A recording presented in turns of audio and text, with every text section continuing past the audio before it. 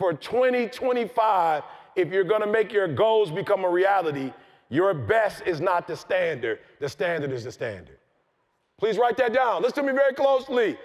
Look, everybody, Eric, you're number one motivational speaker in the world. You one of the best, okay, listen to me very closely. I'm not the best because of my standards. Like, I don't get to go work for companies and get up and talk about what I want to talk about. Nobody hires me to tell stories about me and my wife, and nobody hires me to talk about my journey in Detroit, and my mother was a 17-year-old that got pregnant, and my father wasn't in my life. Nobody cares. Like, I don't get paid to talk about my life. I get paid to come and talk about the standard. Listen to me very closely. Your best is not the standard is the standard. This is the Business of Advice podcast, where we help good advisors become great business owners. Hey, we are right off stage. E.T., the hip-hop preacher, Eric Thomas, number one motivational speaker in the world, is here with us, and grabbed him off stage. We're going to do a little special version of the Business of Advice podcast, so you're going to hear some of what he said on stage. But then I just want to dive in on some of the things, man. You had the whole crowd on their feet, man chanting, clapping. They were ready to go. I do want to say this, though, before we get started.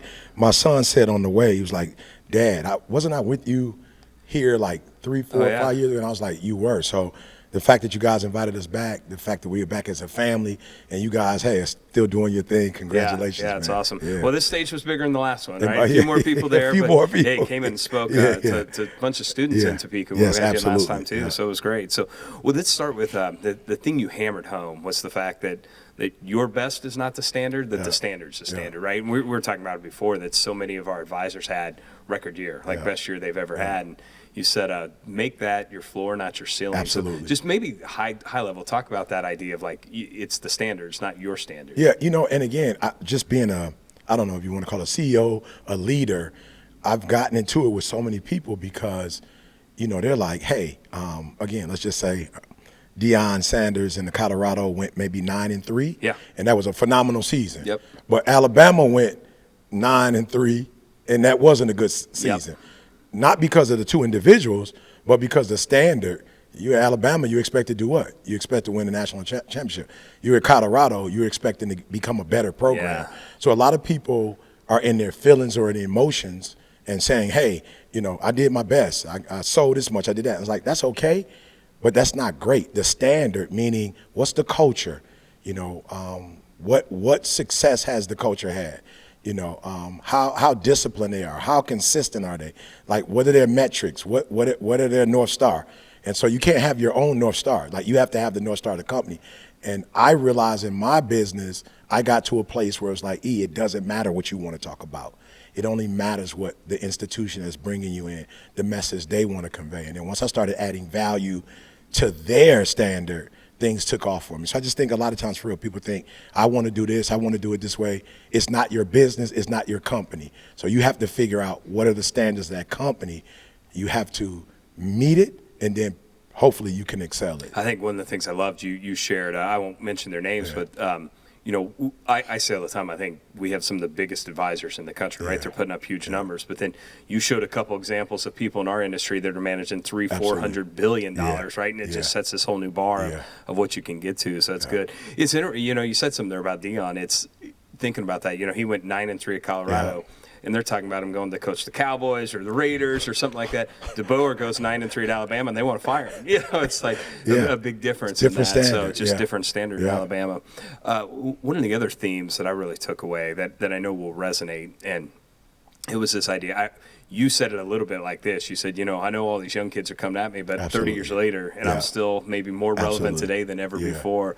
So it's this idea of creating a dynasty or a legacy, right? And something there, which I think just resonated with that group coming off such a good year. So what's it take to maintain that over such a long period of time? So I think what a lot of young people are doing in this generation, and maybe people have been doing it forever, but one group goes after the trends, like what's hot right now. Yep. And then another group, I'm looking at Og Mandino, I'm looking at Jim Rohn, I'm looking at Zig Ziglar, I'm looking at Les Brown, and I'm saying, what are the traits of the greats? Not what's trending, not what people are, like in this generation think are hot. And I, honestly, I'll be real, I got it from Warren Buffett. I'll never forget, we were in the room, it was probably 2000 and maybe 18, 19, And he said that he was reading a financial report of General Motors from like the 50s. And I was like, hold up. I get to ask my question, like, why would you be reading something in the 50s when we're in like 2018, 19? And he was saying that was some of GM's best financial years. And so why wouldn't he study what was working at that time?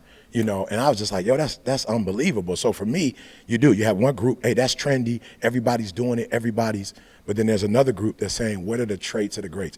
What are the fundamental, what are the sound principles that people for generations have been doing? And if we model that, regardless of the trends, we're probably going to have success. Yeah, that's good. I don't know why it hit me the way it did when you said that, but I can always tell the difference between an advisor who's going to be like, okay, and one who's going to be great. The ones that are going to be okay, they talk about what's hot. Like, what are they doing in the market? What's the hot trend? The great ones say, like, this is the fundamentals to build a great business. Speak of Buffett a little bit. I love that, too. You were talking about when you were in there. And then I think the thing that hit me, though, is you're like, when I was in that room, what I did is I started paying attention to what are the people in that room doing. And then I started figuring out how do I go do that too, whether it's real estate, whether it's private equity. Just talk about what you learned, like being in a room with him and a bunch of other billionaires. So if I could be honest, I think the thing that was probably the most, crippling was I couldn't even appreciate where I was. Like, it took years for me to really start to practice what I saw and what I heard. And I realized it was my old mindset, and again, no disrespect, but it's the blue collar. These guys weren't blue collar. Like, I didn't see a shovel, I didn't see a hammer. I saw some of the richest men in the world, and it was from thinking and the ideas that they were. And so it literally took years to take off that old way of doing things and to say, oh, you can really leverage credit. You can use real estate, you can use insurance. Like, these are things that have blown this country up forever. Before there was cars, there was insurance, and so being in that room, it was you have an opportunity to learn from at that time 2 or 3, maybe third richest man in the world. You had Bill Gates then, had him. And so for me, it was like, you are standing in the presence of greatness. Stop being Google-eyed, like, stop being mesmerized. Like, this is Warren Buffett. This is the owner of the Cleveland Cavaliers. Like, no, stop being fanned out. You are in the room with them. And you're in the room because you earned, now I'm not a billionaire, but something you did, because it was only 30 of us in the room. So something you did gave you the right to be in the room. Like, that's what you need to focus on. And then you need to write down everything you heard, everything they're doing. And every day, every month, every year, ask yourself, am I there yet? And I can say this, I'm definitely nowhere close or where I want to be. But in terms of doing, the 7 streams of income I learned that they all had, I have one of those 7 going on in my life right now. And again, just trying to get better. But for me, it was like, hey, don't be in the room like, oh, I can't believe I'm in the room with. Why are you in the room? And what growth do you need to experience so you can be more like these guys that, that honestly, I'm not going to say I'm the only one that looks up to him, but I think there are a lot of people that look up to Warren Buffett. Yeah, for sure. Maybe 2 themes off of that I think you showed the picture of you in the room with it. And then one of the things you talked a lot about is, like, you do well, and I think your career has been benefited from you being authentic to who you are, right? And so the thing I loved about the picture is, like, you were in there, everyone was in a suit and tie, kind of like me, and you look like you look right now, right? So, I mean, same thing. So maybe talk about that, just how important, like, finding out or maybe just being true to who your authentic self is, how much that matters. And I don't think I've ever said this before, but the thing I realized that day was they actually wanted me there as myself. I was the one that probably was like, okay, how's Buffett going to dress and how's this person? But after I realized why they wanted me in the room, it was like, Eric, if you come like me, you're not valuable. Like, if you're not adding much to me if you come like me, but if you come as your authentic self. And what I ended up realizing was, like, okay, these guys had the plan, they had the strategy, but they needed a spokesperson. Like they needed somebody also who understood the culture, who was from Detroit, whose parents worked there, and who could speak the language of the people. So it's like, we need you to be who you are. I think I was the one.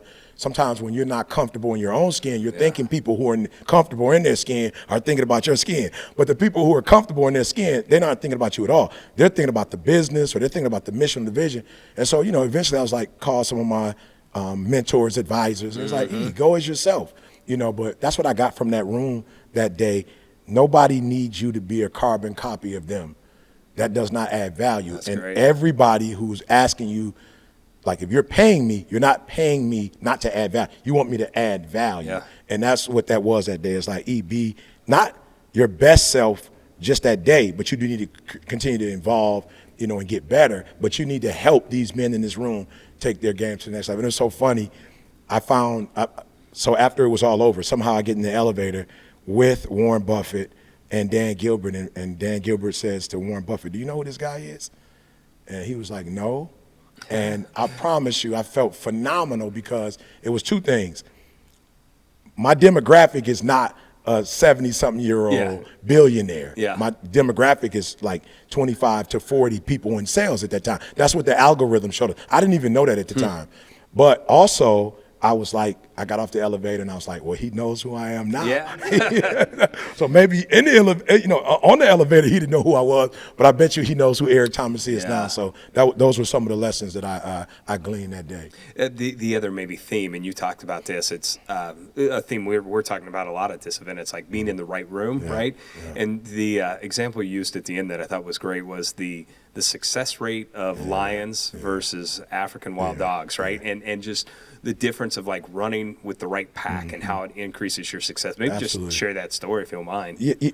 So I used to say, like, why lions? If they only have a 20% rate, and I didn't even know that. Like, TJ Tyus, he shared that with me. I didn't even know. But I'm like, why the lion then? And it's because we are drawn to things that are strong and big and raw. But because most of us are emotional and not necessarily systematic or, metrics based, we're just looking at the outside. But nobody would even know that a lion only has a 20% chance. Like, that doesn't make sense. But it's because they ambushed. Yep. So it's like, if I can get away from you, you don't really have a plan. So your initial attack, if I can get away and just run, it's like, okay, the lion's like, what do I do? And it's like, okay, Eric, is that what you want to be? Do you want to be seen as somebody who's powerful, or do you really want to be powerful? Like, are you looking for affirmation? Are you looking to be affirmed, or are you looking to be successful? And why wouldn't people know about the African wild dog? It's small. I mean, you look at the lion, it's like 450, 500 pounds. These little dogs look like mutts, but they're strategic. They collaborate. They know their strengths. They know the other one's strengths. And so they actually use a system. And so for me, it was like, okay, the first thing you have to do is you have to stop hanging around people who want to be social media greats. And you have to hang out with people who really have a plan, who really have a vision, who really have a mission, who aren't playing, which I think Deion did a phenomenal job of, and nobody wants to talk about. He was doing Pop Warner. He was playing the long game, not the short game. And if he makes it to the Cowboys, he had to play the long game twice. He had to play it to get himself in that position to play baseball and football. Then he had to start over with his kids. And so for me, it's like, I don't want to be around people anymore who are playing the short game. I want to be around people who are playing the long game.